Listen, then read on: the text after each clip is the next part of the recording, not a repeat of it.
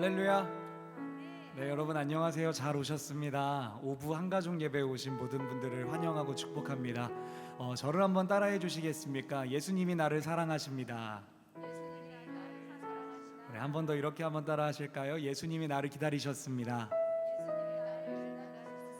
여러분 지금 저를 따라해 주신 이 두 가지 이유가 오늘 우리 주님이 우리에게 은혜 베푸시기에 충분한 근거가 되는 줄로 믿습니다. 할렐루야.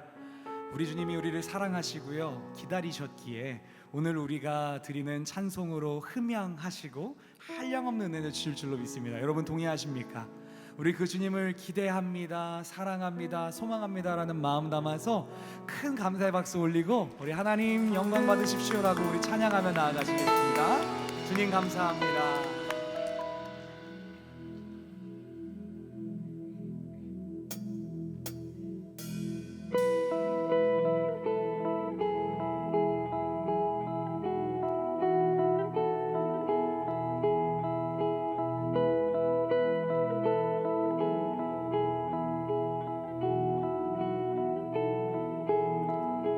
예수 따라가며 복음 순종하며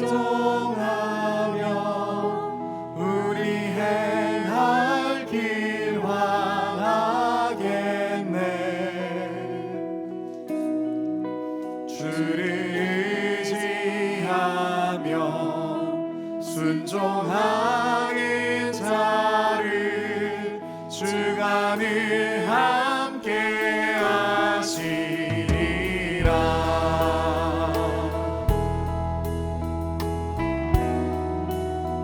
해를 당하거나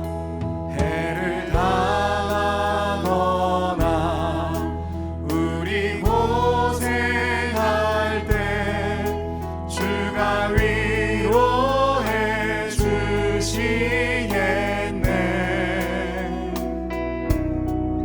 주를 의지하며 순종하는 자를 주가 위해 주시리라.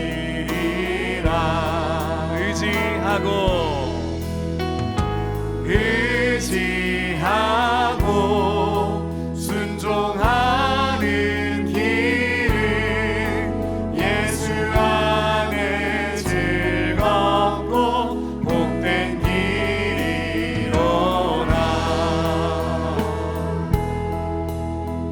우리 3절로 고백하실까요? 남의 짐을 지고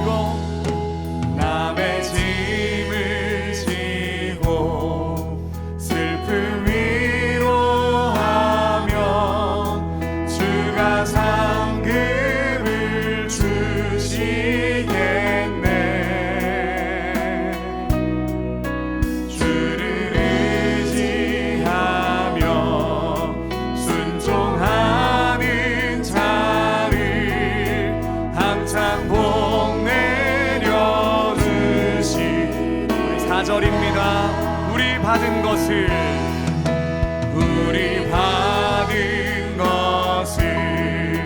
주께 다 드리면 우리 기쁨이 넘치겠네.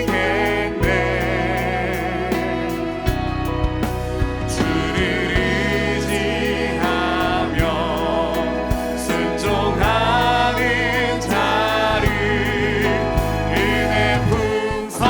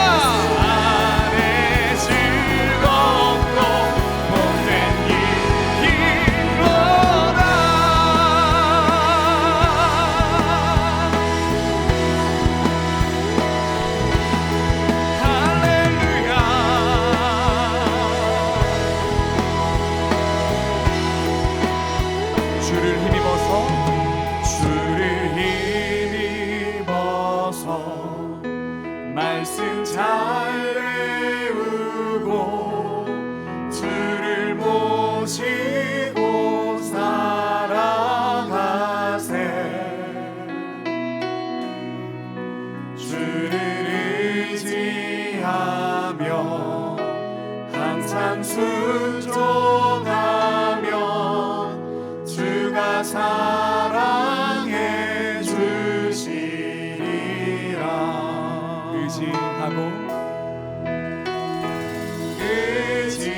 의지하고 순종하는 길은 예수 안에 즐겁고 복되니. 우리 마지막으로 눈을 감고 선포해 보실까요? 의지하고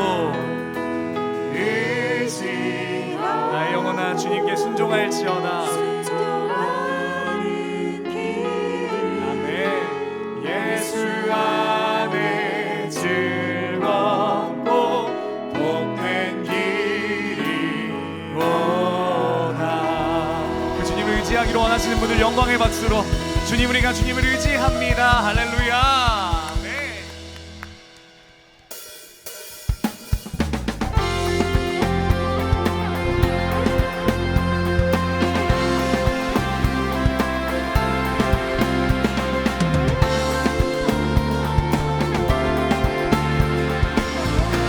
함께 선포하실까요? 대산을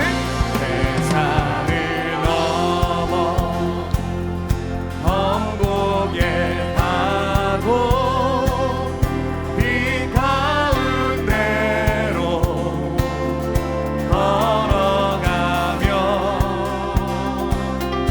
주께서 항상 지키시기로 약속한 말씀 변치 않네.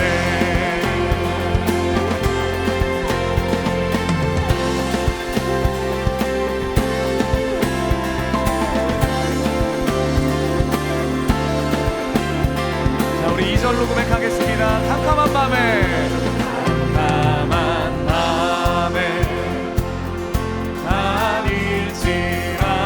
다닐지라도 주께서 나의 여러분 이 사실을 믿으십니까? 되시고 나에게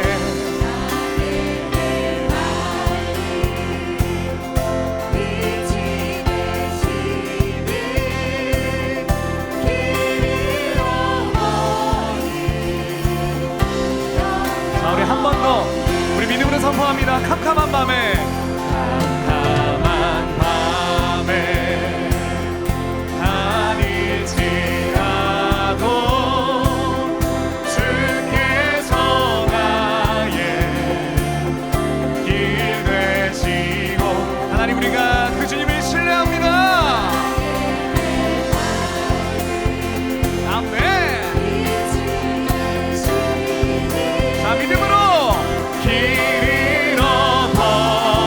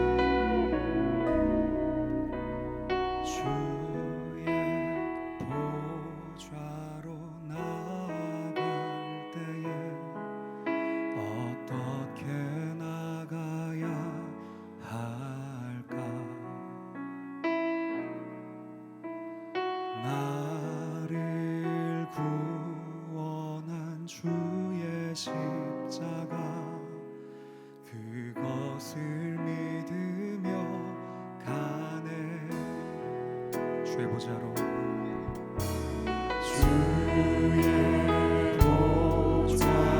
나아갈 때에 나 여전히 부족하나.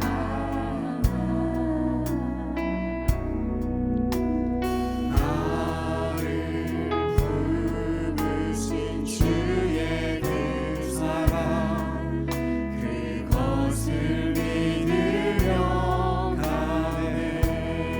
자격 없는 내 힘이 아니 오직 예수님의 보혈로. 자격 없는 내 힘이 아니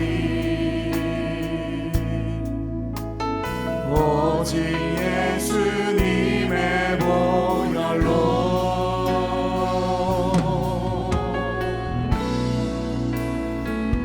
십자가의 보혈 완전하신 사랑 힘입어 나갑니다.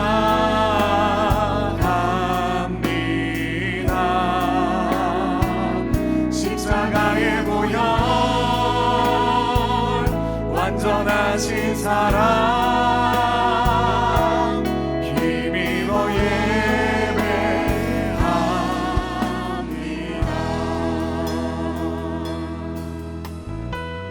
주의 보좌로 나아갈 때에 주의 보좌로 나아갈 때에 어떻게 나가야 할까? 나를 구원한 주의 십자가 그것을 믿으며. 우리 한번 주의 보좌로 나아갈 때에 주의 보좌로 우리가 부족해도 괜찮습니다.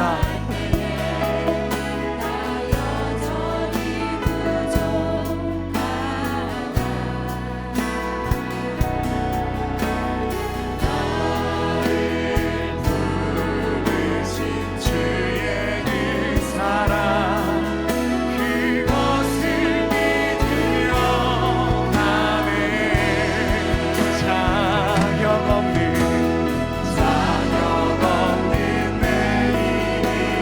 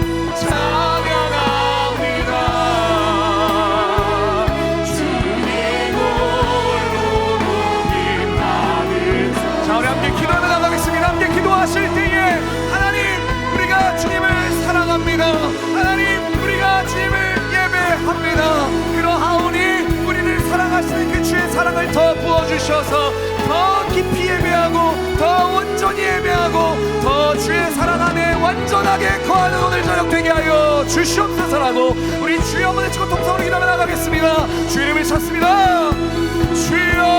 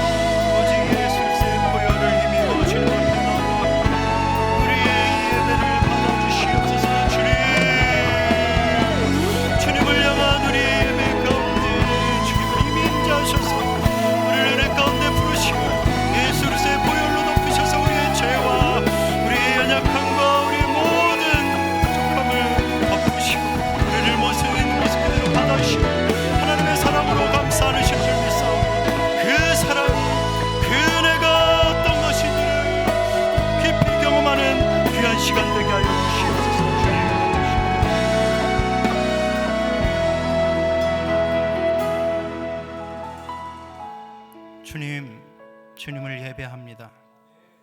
내가 자격이 없다는 걸 잘 알고 있습니다.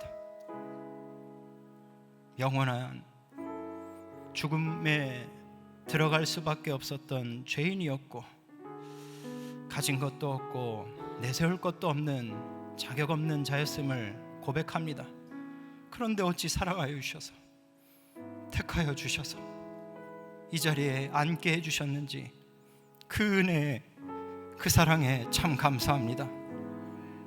우리의 모든 예배가 이 사랑과 이 은혜를 깨닫는 데서 출발하게 하여 주시옵소서.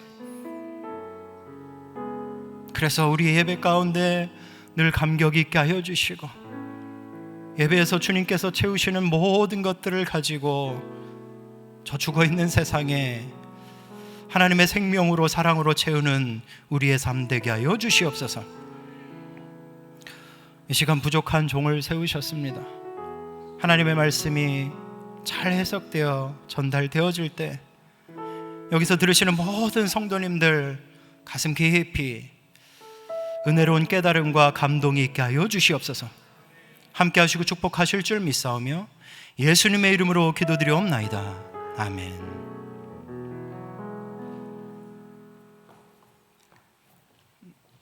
하나님 말씀 읽겠습니다. 레위기 1장 1절부터 9절까지입니다. 레위기 1장 1절부터 9절까지입니다. 구약 147페이지 레위기 1장 1절부터 9절까지 교독하겠습니다. 제가 먼저 1절을 읽겠습니다. 여호와께서 회막에서 모세를 부르시고 그에게 말씀하여 이르시되 이스라엘 자손에게 말하여 이르라. 너희 중에 누구든지 여호와께 예물을 드리려거든 가축 중에서 소나 양으로 예물을 드릴지니라. 그 예물이 소의 번제이면 흠없는 수컷으로 회막문에서 여호와 앞에 기쁘게 받으시도록 드릴지니라. 그는 번제물의 머리에 안수할지니 그를 위하여 기쁘게 받으심이 되어 그를 위하여 속죄가 될 것이라. 그는 여호와 앞에서 그 숫송아지를 잡을 것이요 아론의 자손 제사장들은 그 피를 가져다가 회막문 앞 제단 사방에 뿌릴 것이며 그는 또 그 번제물의 가죽을 벗기고 각을 뜰 것이요 제사장 아론의 자손들은 제단 위에 불을 붙이고 불 위에 나무를 버려놓고 아론의 자손 제사장들은 그 뜬 각과 머리와 기름을 제단 위에 불 위에 있는 나무에 버려놓을 것이며 함께 읽겠습니다. 그 내장과 정강이를 물로 씻을 것이요 제사장은 그 전부를 제단 위에서 불살라 번제를 드릴지니 이는 화제라 여호와께 향기로운 냄새니라. 아멘. 우리는 지난주 본문에서 이스라엘이 시내산에서 금송아지를 만들고 절하는 장면을 보았죠. 그렇다면 이스라엘이 그렇게 하나님께 반역하는 동안 모세는 어디서 뭘 하고 있었죠? 시내산 꼭대기에 올라가서 뭘 받고 있었나요? 율법을 받고 있었어요. 율법. 그때 모세가 받았던 율법 중에 중요한 부분이 물론 당연히 십계명이지만 또 많은 부분을 차지하는 게 성막에 관한 내용이었어요. 출애굽기를 보면 25장부터 31장까지 그리고 35장부터 40장까지 이 많은 장에 걸쳐서 뭐에 대한 내용이 나올까요? 성막에 대한 내용이 나와요. 그렇다면 출애굽기에서 이렇게 성막을 중요하게 말하고 있는 이유는 뭘까요? 그것은 성막이 제사를 통해서 예배하는 장소였기 때문이에요. 예배가 뭔가요? 예배를 아주 넓게 정의하면 하나님과의 만남이에요. 우리는 다 하나님을 만나러 이 예배의 자리에 온 줄 믿습니다. 따라서 성막은 이스라엘 백성이 제사를 통해서 예배하면서 하나님을 만나는 장소라고 말할 수 있어요. 출애굽기 다음에 이 레위기가 나오잖아요. 레위기가 1장 1절부터 제사를 말하고 있는 이유, 제사법을 중요하게 다루고 있는 이유는 성막이 제사, 즉 예배의 장소였기 때문이에요. 물론 성경 읽기 하기에는 참 어렵죠. 그래서 어떤 분들은 레위기는 성경의 수면제다, 잘 읽다가 여기서 잠에 빠져든다 이렇게 말하고는 하는데요. 그렇다면 오늘 본문에서 시작되는 제사법은 구약 성경에서도 가장 중요한 부분이라고 할 수 있어요. 왜 그럴까요? 하나님의 백성에게 하나님을 만나는 일, 즉 예배보다 더 소중한 일은 없으니까요. 이제부터 제사의 종류와 그 의미들을 예배와 연결시켜서 알아볼 건데요. 먼저 제사의 종류와 방법을 아주 간단하게, 이거 길게 하면 이 설교가 또 수면제가 될 수 있으니까 아주 간단하게 살펴보겠습니다. 레위기 1장부터 7장까지 보면 총 5개의 제사가 등장해요. 번제, 소제, 화목제, 속죄제, 속건제. 여기서 번제, 소제, 화목제는 감사와 찬양을 목적으로 하기 때문에, 감사와 찬양을 위해서 드리는 것이기 때문에 자원하여 드리는 제사였습니다. 시켜서 드리는 제사가 아니라 내 마음이 움직일 때. 왜 그럴까요? 감사와 찬양은 억지로 되는 게 아니잖아요. 그리고 나머지 속죄와 속건제는 하나님에게 지은 죄, 사람에게 지은 죄를 제거하는 목적으로 하기 때문에 자원해서 드릴 뿐만 아니라 어떻게 드려야 될까요? 의무로 드려야 되는 거예요. 의무로. 왜 그럴까요? 늘 죄를 지으니까. 그런데 이 5가지 제사 중에 소제를 제외하고 나머지 4개 제사는 제사를 드리는 방법이 대동소이해요. 그래서 우리가 레위기 1장부터 7장까지 읽다 보면 다 그게 그 말 같은데 이걸 내가 왜 읽고 있어야 되나 이런 생각이 들어서 잠이 오는 거예요. 대동소이하다는 거예요. 소제는 곡식 가루나 무교병을 태워서 드리는 제사인데 나머지 4개 제사는 다 희생제물을 태워서 드리는 제사예요. 기본적으로. 따라서 우리가 일반적으로 구약의 제사라고 하면 무슨 제사라고 알고 있는 거죠? 희생제물을 태워서 드리는 제사. 그렇다면 왜 구약의 제사는 희생제물을 태워서 드리는 방법을 사용할까요? 그 이유를 제사의 단계를 통해서 알아볼게요. 원래 제사, 이 나머지 4개 희생제물을 태워서 드리는 제사를 종합해보면 6개의 단계가 나와요. 근데 지금 시간 관계에서 6개 단계 다 다룰 수는 없고요. 그 중에서 아주 중요한 부분을 거칠게 요약하면 한 2개의 단계로 요약할 수 있어요. 첫 번째 단계는 흠없는 희생제물을 끌어와서 그 위에 머리에 안수하는 거예요. 흠없는 희생제물을 끌어와서 그 머리에 안수하는 것. 함께 오늘 본문 3절을 읽겠습니다. 3절입니다. 시작. 그 예물이 소의 번제이면 흠없는 수컷으로 회막문에서 여호와 앞에 기쁘게 받으시도록 드릴지니라. 여기에서 주목할 표현은 3절의 흠없는 이라는 표현이에요. 제사에서 희생제물은 그게 양이든 소이든 염소이든 비둘기든 뭐 해야 될까요? 흠이 없어야 해요. 왜 흠이 없는 제물이 필요했을까요? 그것을 받으시는 하나님이 흠이 없는 분, 즉 거룩한 분이시기 때문에 그래요. 그렇다면 거룩하신 하나님께 제사를 드리는 사람도 뭐 해야 될까요? 흠이 없어야 할 거예요. 다시요. 왜 흠없는 희생제물을 드려요? 그걸 받으시는 하나님이 흠이 없는 분, 거룩하신 분이기 때문에. 그렇다면 이 흠없는 희생제물을 바치는 사람도 어떻게 돼야 될까요? 흠 없는 사람이어야 할 거예요. 당연해요. 하나님은 제물만 받으시는 것이 아니라 그 제물을 드리는 사람도 받으시기 때문이죠. 우리 헌금만 드리나요? 하나님이 헌금만 받으시나요? 아니요. 헌금을 드리는 우리를 받으시죠. 여기서 문제가 하나 발생해요. 그게 뭘까요? 아무리 흠 없는 제물을 드려도 그 제물을 드리는 사람이 흠 있는 존재라는 거예요. 거룩하신 하나님 앞에서 사람의 흠이 무엇일까요? 질병이나 가난이나 무능력일까요? 아니에요. 그런 것은 긍휼이 많으신 우리 하나님께 아무 흠도 되지 않습니다. 우리가 세상에서는 무시를 받을 수 있어도 교회 공동체 안에서는 위로를 받는 이유가 어디 있나요? 세상에서는 우리가 무능력하다고, 돈이 없다고, 가난하다고, 질병에 있다고 무시할 수 있지만 우리는 여기서는 위로를 받죠. 하나님의 앞에서는 그게 아무 흠이 안 되니까. 근데 거룩하신 하나님 앞에서 우리의 흠은 딱 한 가지예요. 그게 뭘까요? 죄입니다. 죄. 죄는 작든 크든 어떤 종류의 죄든 하나님 앞에서 흠이에요. 마치 수류탄이나 핵폭탄이나 똑같은 폭탄이듯 죄는 그 속성상 거룩하신 하나님 앞에서 요만큼이라도 받아들여질 수 없는 거예요. 죄가 작든 크든 무슨 종류든 그건 상관없어요. 죄의 속성이 중요한 거예요. 따라서 제사 드리는 사람은 어떻게 해야 할까요? 흠없는 제물만 가져왔다고 될 일이 아닌 거죠. 그것만 드렸다고 거룩하신 하나님을 만날 수 있는 것이 아닌 거죠. 자기의 흠, 즉 자기 죄를 제거해야 해요. 우리 함께 4절을 읽겠습니다. 4절입니다. 시작. 그는 번제물의 머리에 안수할지니 그를 위하여 기쁘게 받으심이 되어 그를 위하여 속죄가 될 것이라. 왜 제사 드리는 사람은 희생제물에게 안수해야 할까요? 그래야 그 사람의 죄가 희생제물에게 옮겨지는 것, 전가되기 때문에 그래요. 원래 죄의 대가는 희생제물이 아니라, 아무 잘못 없는 이 희생제물이 아니라 제사 드리는 그 사람이 원래는 그 죄의 대가를 받아야 돼요. 그 대가가 무엇일까요? 죽음이에요.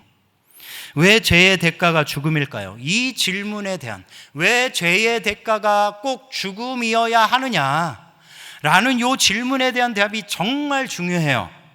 만약 누군가 니네 종교는 사랑의 종교라고 하면서 왜 자꾸 죄를 말하고 죄의 대가가 죽음이라고 그렇게 살벌하게 말하느냐라고 시니컬하게 물어본다면 어떻게 대답하시겠어요? 그때 우리는 얼른 언약을 떠올려야 합니다. 이건 제가 그냥 드리는 말씀이 아니에요. 우리가 알고 있는 복음을 성경 전체의 관점에서 이해하려면 언약에 대한 이해 없이는 제 생각에 거의 불가능해요. 그 언약의 틀 안에서 못 읽으면 그냥 단편적으로 아는 것뿐이에요. 따라서 창조, 죄, 죽음, 십자가, 부활, 종말 같은 이 복음의 핵심적인 요소들은 언약의 틀 안에서 이해해야 돼요. 그렇다면 왜 죄의 대가가 죽음일까요? 하나님은 인류의 대표인 아담을 통해서 모든 인간과 언약을 맺으셨어요.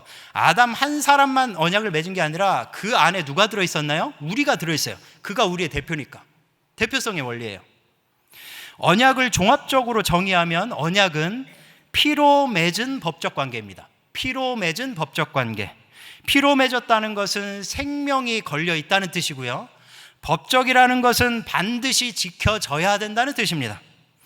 선악과가 바로 그런 언약을 보여주는 나무였어요. 하나님은 선악과를 보여주시면서 아담과 하와에게 뭐라고 말씀하셨죠? 네가 이 선악과를 먹는 날에는 반드시 뭐하리라?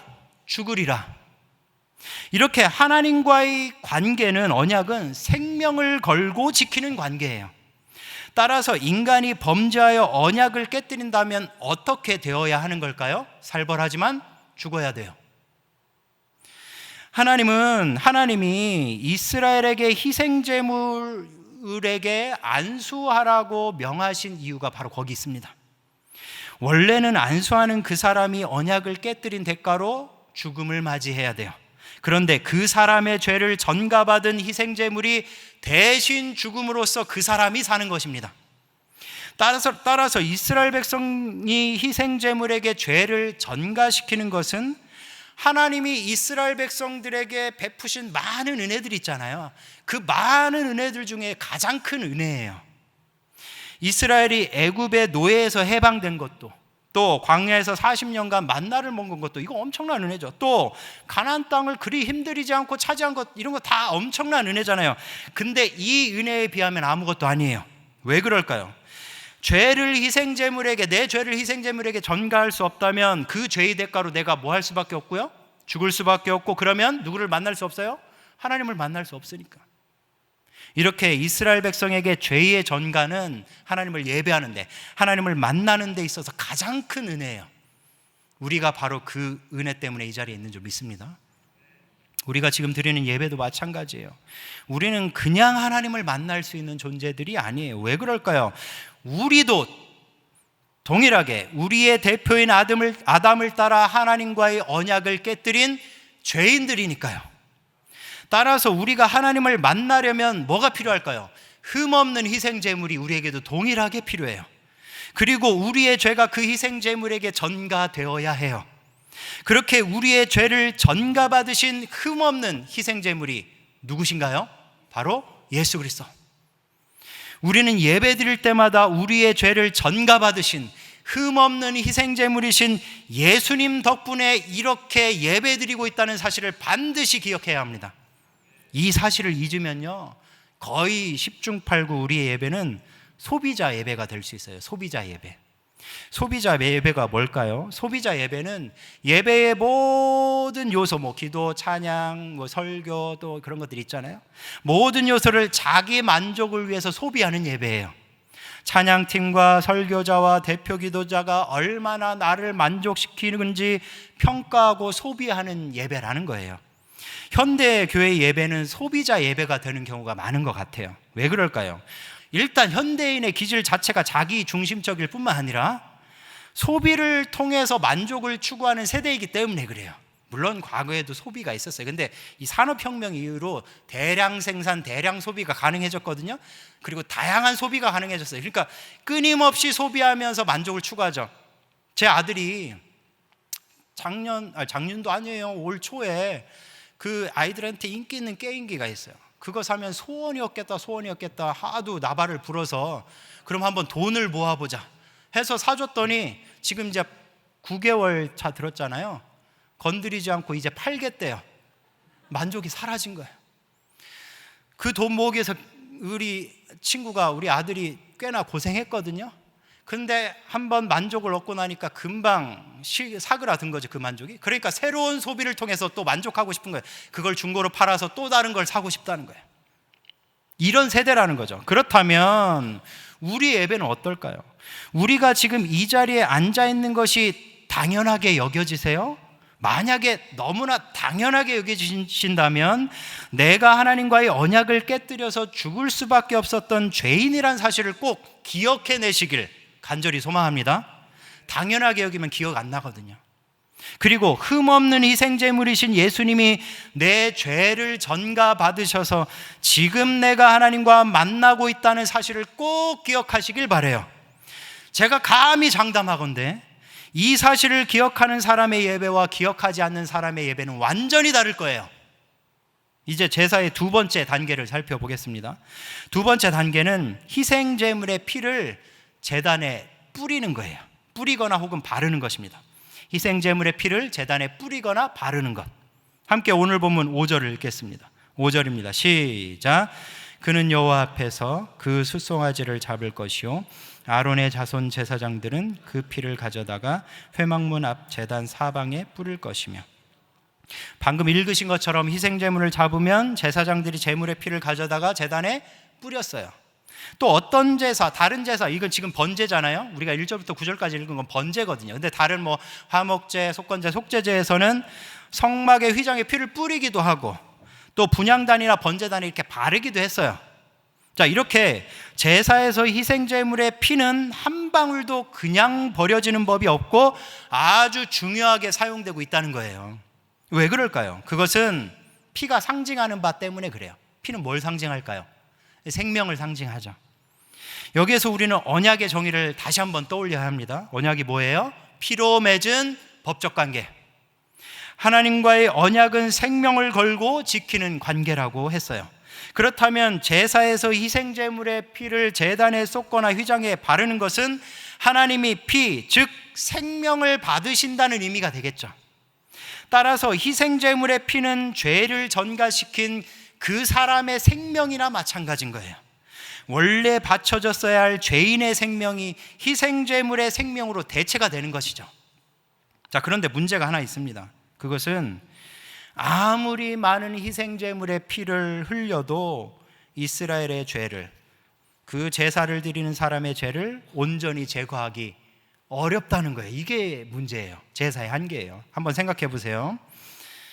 200만에 가까운 이스라엘이 단 하나밖에 존재하지 않는 그 작은 성막에서 각자의 죄를 제거하려면 얼마나 많은 희생제물의 피가 필요할까요?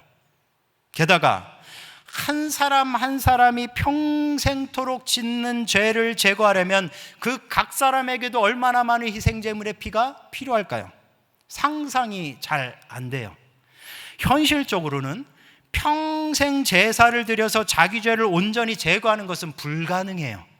그래서 하나님은 이스라엘 절기 중에 대속죄일이라는 절기를 정하셔서 1년에 한 번 모든 이스라엘 사람들의 죄를 제거하시기도 하셨어요. 하지만 그렇다고 하더라도 제사에는 여전히 한계가 있습니다. 그게 뭘까요? 제사는 애초부터 마음의 죄를 제거하지는 못한다는 거예요. 마음의 죄.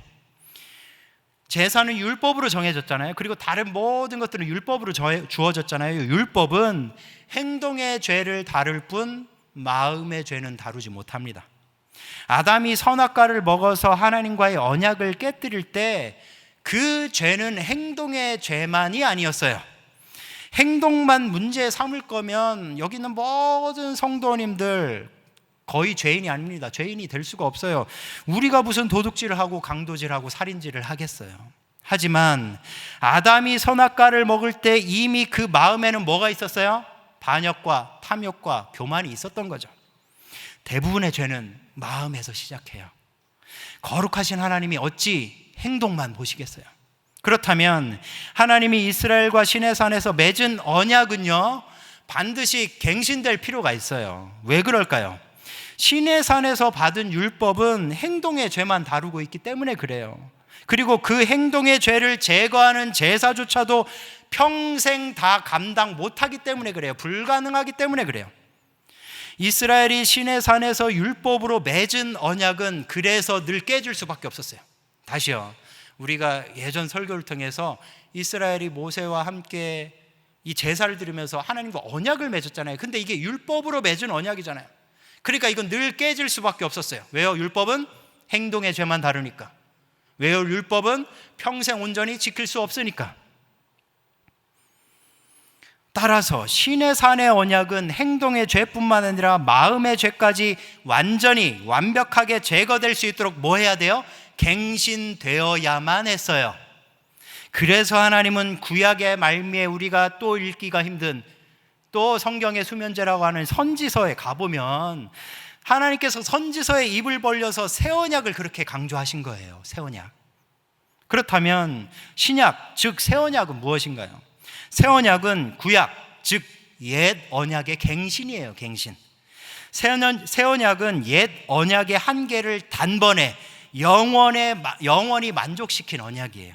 다시 말해 새 언약은 평생, 아니 하루의 죄도 다 제거하지 못하는 희생제물의 피가 아니라 단번에 그리고 영원히 우리의 죄를 제거해 주는 피로 맺은 언약이에요. 그 피가 무슨 피인가요? 예수 그리스도의 피.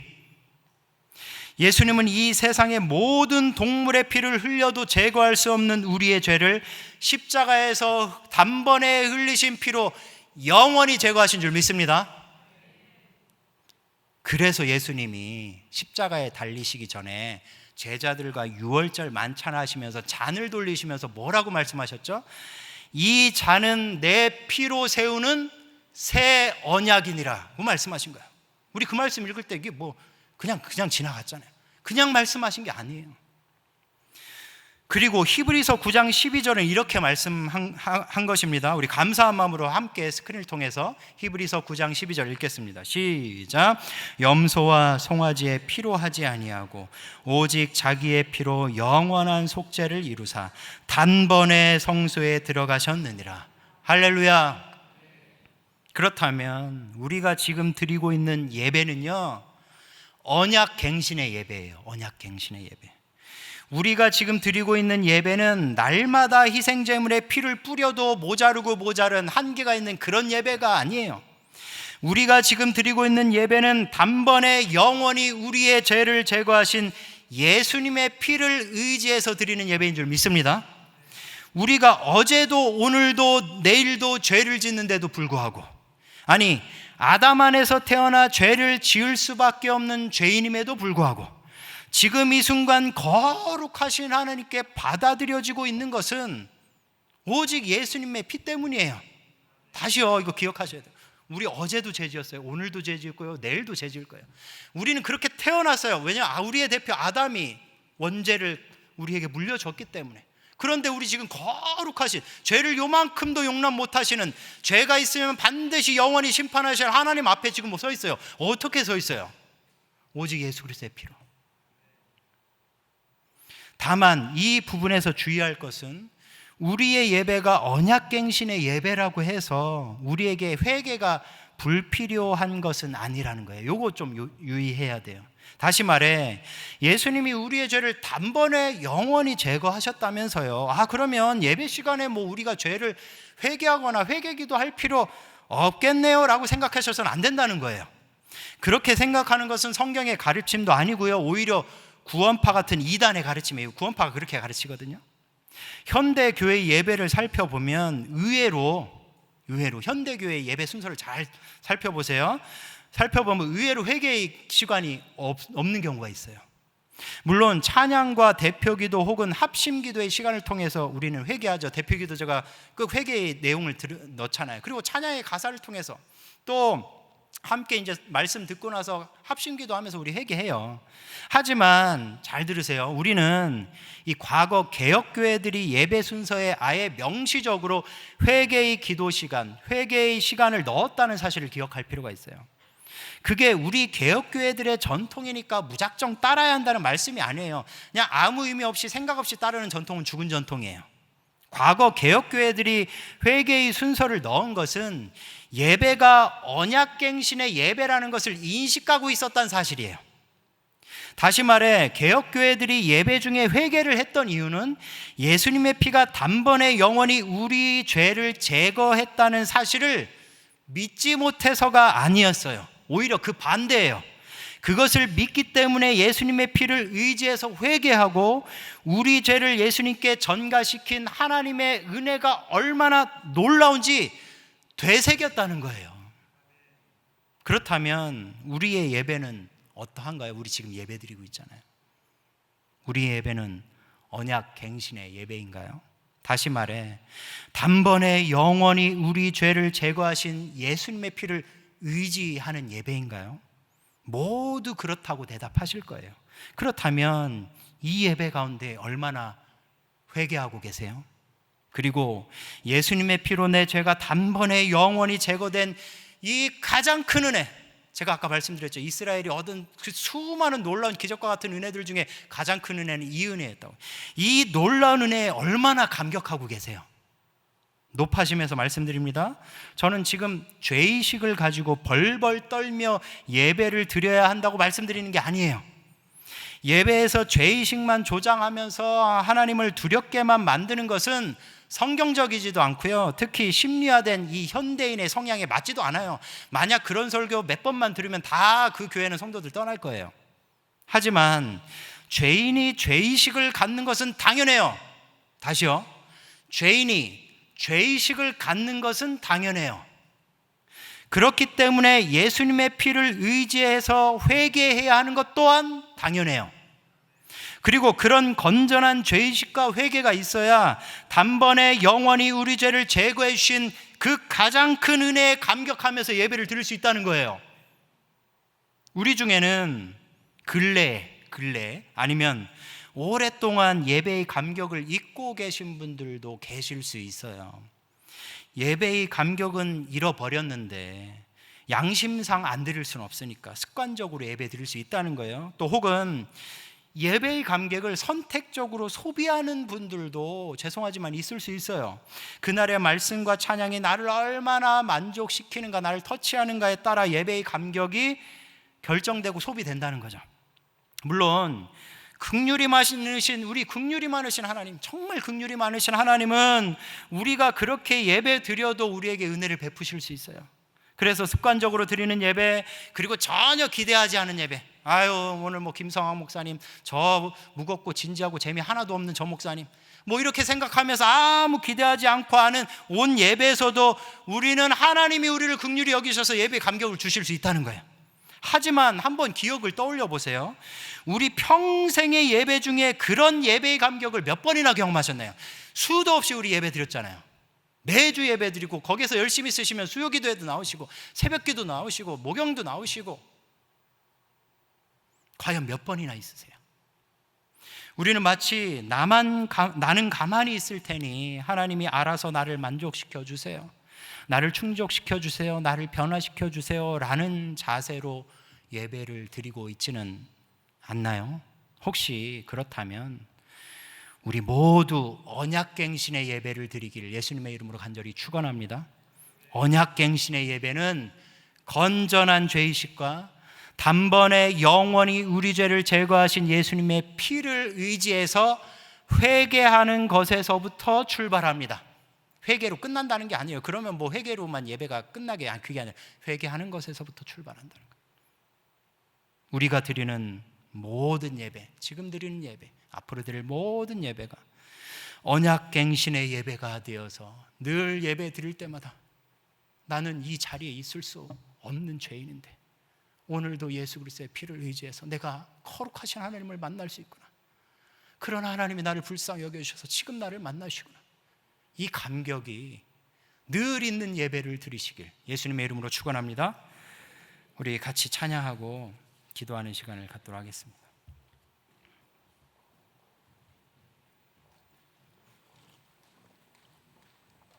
아까 불렀던 찬양, 주의 보좌로 나아갈 때 어떻게 나가야 할까? 나는 죄인인데 어떻게 나가야 할까? 이 찬양의 이 노래의 가사 하나하나 곱씹으면서 찬양하면 좋겠습니다.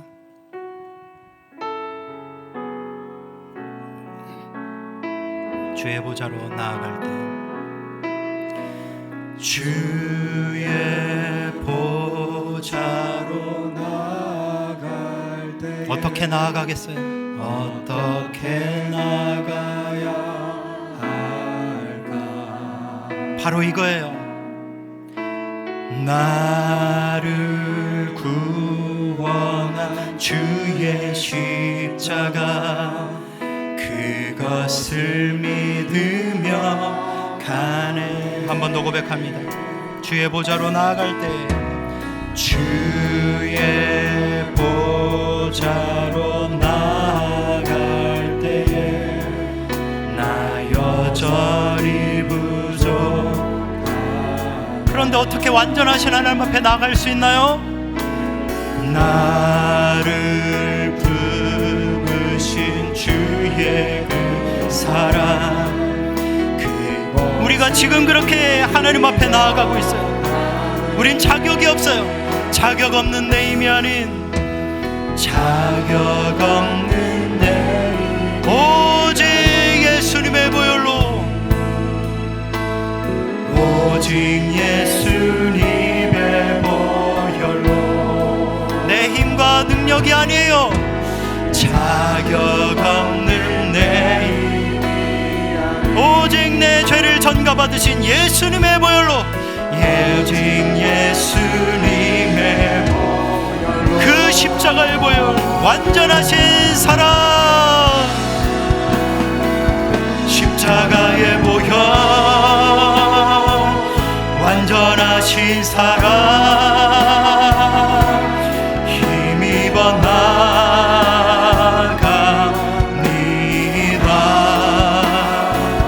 십자가의 보혈, 완전하신 사랑, 힘입어 예배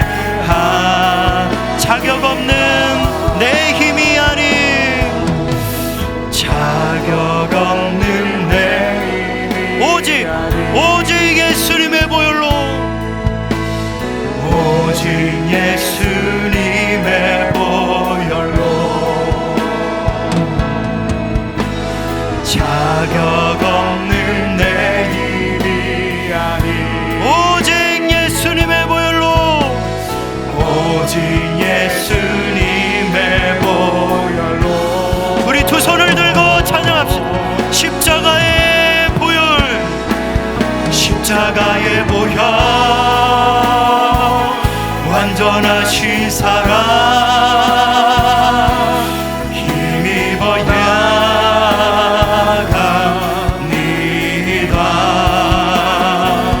십자가의 보혈 완전하신 사랑 힘입어 예배나 십자가의 보혈 완전하신 사랑 십자가의 보혈 완전하신 사랑 힘입어 나갑니다.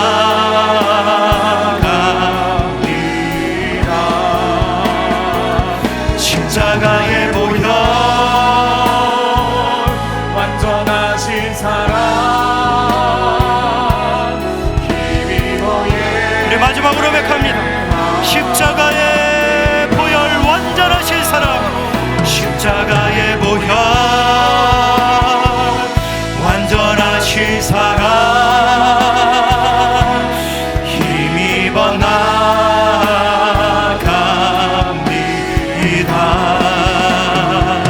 십자가의 보혈 완전하신 사랑 힘입어 예배합니다.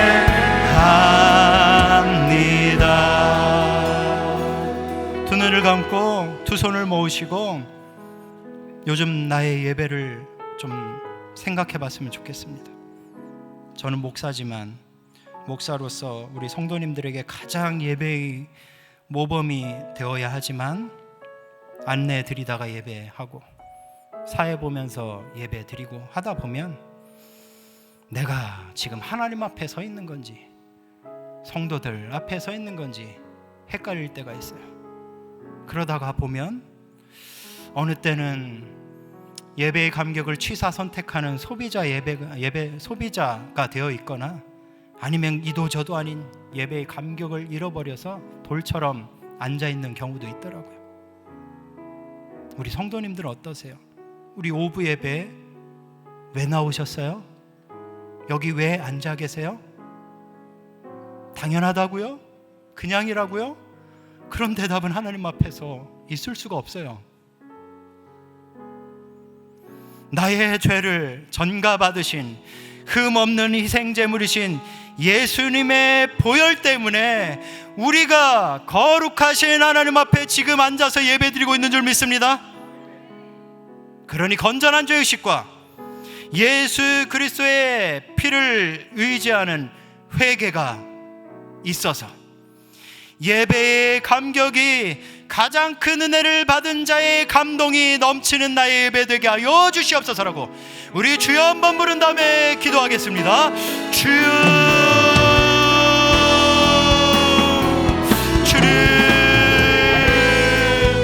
주님, 내가 목사지만 가장 예배의 모범이 되어야 하는 하나님의 사람이지만 내 마음은 주님이 하십니다. 내 영혼의 상태는 주님이 하십니다. 내가 어떤 상태에서 예배를 드리고 있는지 주님이 하십니다. 주님 앞에 부끄럽습니다. 그저 당연한 것처럼 습관적으로 그저 앉아있을 때가 있습니다. 또는 예배의 감격을 잃어버려서 화석화된 마음으로 메마른 심령으로 앉아있을 때가 있습니다. 그저 당연한 것처럼 너무나 자연스러운 것처럼 이 자리에 앉아있을 때가 있습니다. 주여, 나를 긍휼히 여겨주십시오. 주님, 나를 긍휼히 여겨주십시오. 매주 드리는 예배고 매주 하나님 앞에 나아가는 길이고 하나님을 만나는 자리인데 어찌 그냥 나아갈 수 있고 당연하다는 듯이 나아갈 수 있겠습니까? 주님, 나를 긍휼히 여겨주셔서 주님, 내가 거룩하신 하나님 앞에 하나님 단 한순간도 설 수 없는 죄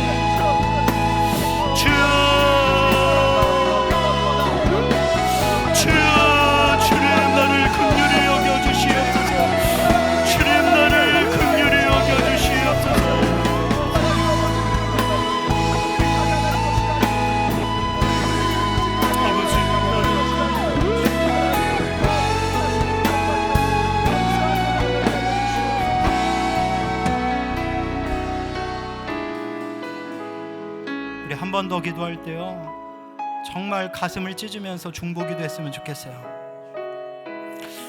내가 사랑하는 내 배우자와 내 자녀들과 내 친족들과 내 세런들과 이웃들 중에는요, 주일날 예배 드리러 나올 수는 있어요. 근데 우리가 함부로 판단하는 건 아니지만 우리 연약한 눈에 보기에도 예배의 감격을 잃어버리고 초점이 흐린 눈동자와 뭔가 불안해 보이는 몸짓과 처음 들어온 모습이나 나가는 모습이나 달라지지 않은 그런 예배를 드리고 있는 그런 우리의 사랑하는 사람들 있을 수 있어요. 혹은 야, 오늘 설교는 나한테 맞았어요. 은혜가 됐어요. 아, 근데 오늘 찬양은 별로였어요. 아, 목사님 왜 그러시는지 모르겠어요. 예배 드리고 나와서 그런 평가와 그런 말음 하면서 그저 예배를 선택적으로 소비하는 분들도 있을 수 있어요. 제가 함부로 판단하고 정죄하라고 이 말씀 드리는 게 아니에요. 우리의 연약한 눈에 보기에도 그렇게 안타까이 보이는 그런 연약한 신앙들이 있을 수 있다는 거예요. 그러니 사랑하면서 섬기는 마음으로 기도했으면 좋겠어요. 주님, 나도 부족하지만 내가 그와 함께 손잡고 예배 드릴 때 나와 그에게 은혜를 부어주셔서 내가 하나님 앞에 받아들여질 수 없는, 영원히 죽을 수밖에 없는 죄인이었는데 어찌하여서 나를 사랑하여 주셔서 예수 그리스도의 피로 구원하여 주시고 받아주셨다는 그 사실을 기억하고 그 사실에 감격하여서 예배드리는 그와 내가 될 수 있도록 도와주시옵소서라고, 매주 그와 함께 드리는 예배가 그런 예배의 감격이 있게 하여 주시옵소서라고 우리의 주여 한번 부른 다음에 그들의 이름을 불러가며 기도합니다. 주여, 주님, 우리의 연약한 눈으로 봐도 우리의 연약한 심령으로 봐도 내 옆에서 예배하는 내 배우자와 내 자녀들과 또 내가 사랑하는 사람들 중에는 하나님 예배의 기대와 예배의 감격이 없이 그냥 나왔다 그냥 돌아가는 발걸음들이 있는 것 같습니다. 하나님, 혹은 예배를 취사 선택하며 하나님 소비하려는 경향들이 있는 것 같습니다. 주님, 내가 그를 사랑합니다. 나의 핏줄입니다. 내 생명만큼 사랑하는 내 가족들입니다. 주님, 주님의 은혜를 부어주셔서 그도 나와 동일하게 내가 죽을 수밖에 없는 죄인이었는데 예수 그리스도의 피로 구원받아, 예수 그리스도의 피로 씻김받아 하나님 앞에 받아들여지고 있다는, 거룩하신 하나님 앞에 받아들여지고 있다는 그 사실에 감격하게 하여 주십시오. 그 사실에 감동하게 하셔서 예배의, 설교의, 찬양의 어떠한 것들이 어떠하든지 간에 하나님 예배드리는 것 자체가 얼마나 은혜인지를, 예배드리는 것 자체가 어떤 감격인지를, 어떤 은혜인지를 알 수 있는 그들이 되게 하여 주시옵소서. 주님, 주님 은혜를 베푸시옵소서. 십자가의 보혈, 십자가의 보혈, 완전하신 사랑, 힘입어 나갑니다.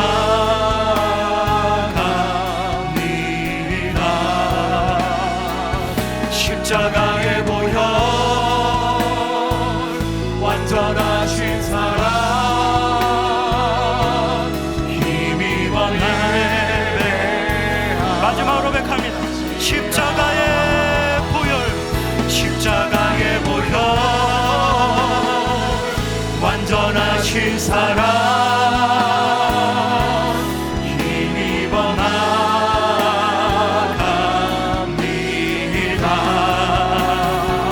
십자가의 보혈, 완전하신 사랑,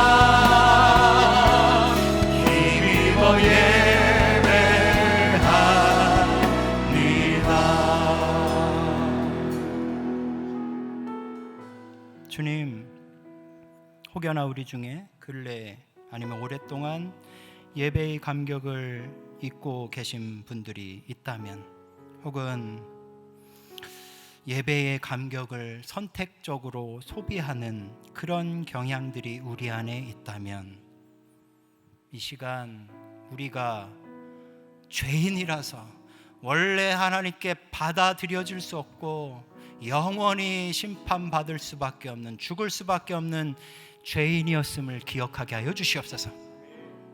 그런 죄인인데 우리가 이 자리에 앉아서 예배드리고 찬양하고 말씀을 듣고 기도할 수 있는 유일한 이유는 도대체 그럴 이유가 없는데, 그런 죽을 수밖에 없는 나를 사랑하셔서 나 대신 나의 죄를 뒤집어 쓰고 희생제물이 되셔서 죽어주신 예수님의 피 때문이라는 것을 기억하게 하여 주시옵소서. 그러면 설교가 어떻든, 찬양이 어떻든, 기도가 어떻든, 예배의 자리가 조명이 어떻든, 음악이 어떻든, 내가 지금 하나님 앞에, 거룩하신 하나님 앞에 앉아서 하나님께 받아들여지고 있다는 것 자체가 내 인생에서 가장 큰 은혜라는 것을 알게 될 줄 믿습니다. 여기서 예배의 감격이 출발하는 줄 믿사오니, 우리가 매주 드리는 예배, 몇 번씩이나 드리는 예배, 거기에서 이 예배의 감격이 있게 하여 주시옵소서. 이제는 예수 그리스도의 은혜와 하나님의 크신 사랑과 성령님의 교통하심이 매주 몇 번씩이나 드리는 예배, 영혼이 메말라서 습관적으로 드리는 것이 아니라, 혹은 취사 선택적으로 소비하는 예배가 아니라, 무엇이 어떻든지 간에 내가 예배의 자리에 앉아있다는 사실 자체가 하나님의 가장 큰 은혜요, 완전하신 사랑이요, 예수 그리스도의 피가 아니면 내가 거룩하신 하나님 앞에 단 0.1초도 서 있을 수 없다는 이 사실을 기억하고, 그렇게 그 받아들여진 그 은혜에 대한 감격으로 예배를 드리길 간절히 소망하고 있는 여기 계신 모든 오부 예배자들 위해 이제로부터 영원토록 함께 있을지어다. 아멘. 너희